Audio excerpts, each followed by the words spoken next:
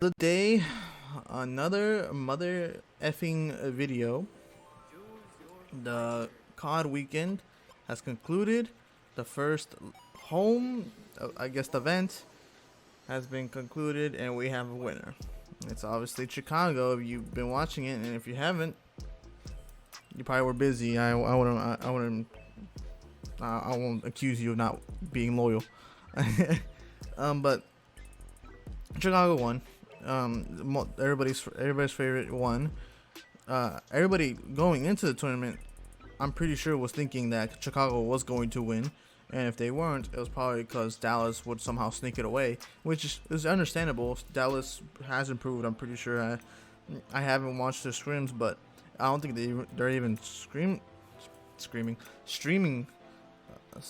So I don't know if they've actually improved, but they've ironed out a little bit of the problems they had in the first weekend against Chicago. And just to say, it was really close. Chicago had a really tough match with Dallas. Hardpoint went 239 to 250 on the way to Chicago, obviously, and S&D went 6-5 to Chicago. Even though Chicago had an early lead, I was pretty surprised that they lost that lead. It was 4-2, and I was thinking, well, they're gonna steamroll them. They haven't answered the problems they have yet. And then Dallas, being the phenomenal team they are, and phenomenal S&D team, they just brought it back, and they just seem to have a problem with. Didn't seem to have a problem with Chicago's plan. It's just that there was just always one player going off, like gunless, just one round, 3v1s to save the round. So yeah, it wasn't the planning. It was just that players were just going off, and that's what I think is gonna lead up to most of the results. Most of the results are gonna be the same. They're not gonna be the same. It's just that most of the results are gonna be dependent on your superstars. If your superstars don't show up, you lose the match. If your superstars do show up, probably win the map. That's what I'm thinking, at least in my mindset, because these two teams know each other so well right now. They played each other 3 times now. They probably know what the other people are gonna do, what they're gonna be countering, where everybody goes, their breaks, how they're gonna be baiting and switching, how they're gonna be aiming, and all that stuff. It's just that your superstars have to show up. Crimstick showed up today. Nobody else did. At least I don't think so. Shotzi didn't have an outstanding game. When I'm saying show up, I'm talking about like have an outstanding game.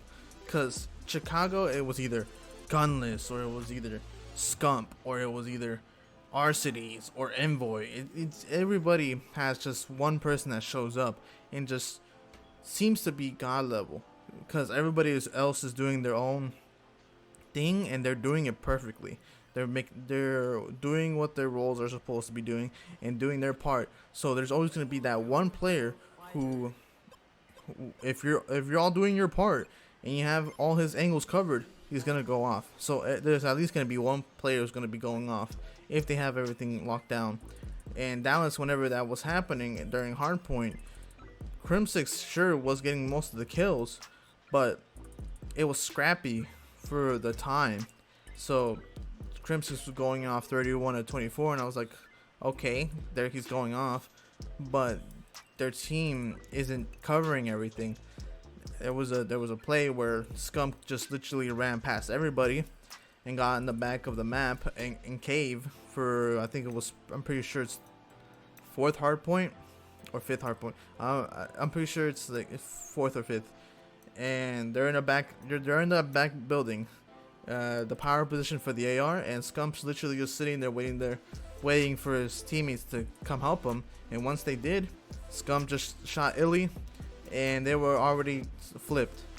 So that's the thing, is that Dallas had some spots they still need to cover, and once they cover those, these matches are going to be insanely close. They were close already. Chicago did take the domination reasonably convincingly, but it was still close, which is what it's gonna lead down to. Just those little things that you need to cover. These two teams know each other so well, and they're both superpower teams. Well, superpower. Well, I'd say if Atlanta was there, I don't think it would have been Dallas versus Atlanta. Chicago probably would have beaten them, and then Chicago probably would have lost it to Atlanta. So it's still the two top 3 best teams in the world. So I just say that this is way too early to say that Chicago's way better than Dallas, or Dallas is just so bad that they're not even top 2, which they aren't. They should be top 2 with the talent they have. Just that Atlanta knows the game way better than anybody else right now, and so Chicago is learning slowly.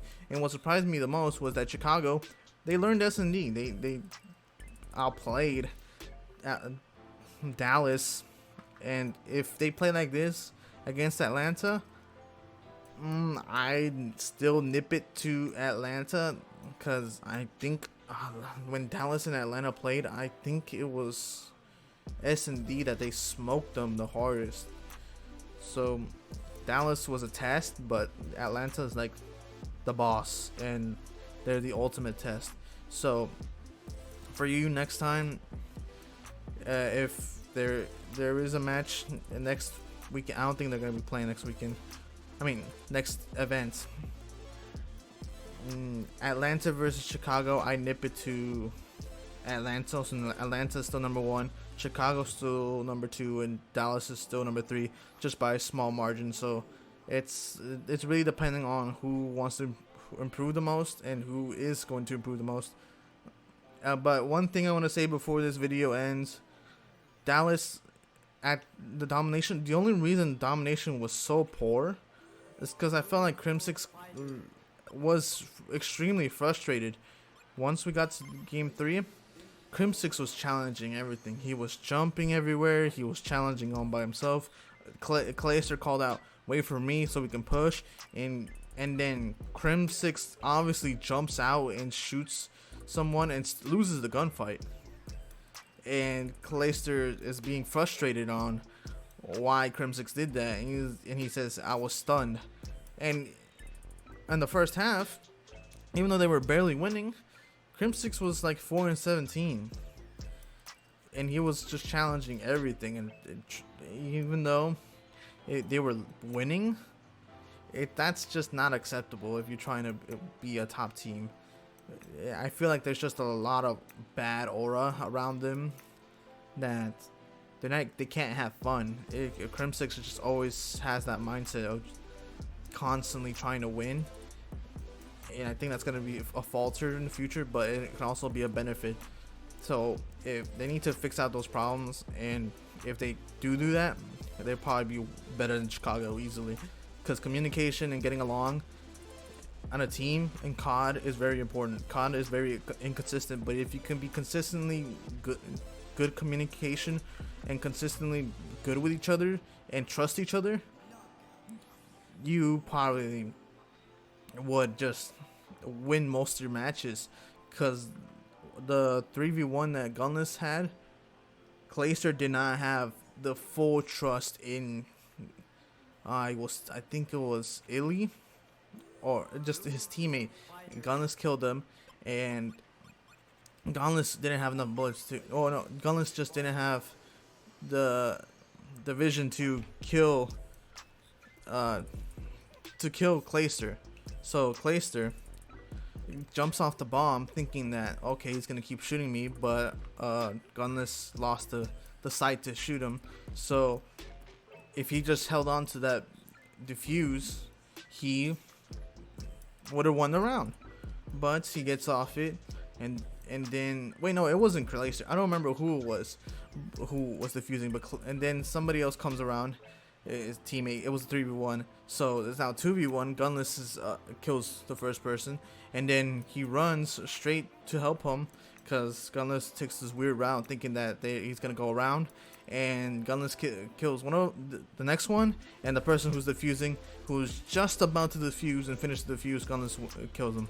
So if they just need more trust in each other, if they have more trust in each other and have better communication, Dallas would probably be monsters right now. But right now it's just a lot of anger, I think, and a lot of frustration. They just need to iron those things out. That's all I have to talk about today. Hopefully y'all enjoyed the video, and I'll see you on the next one.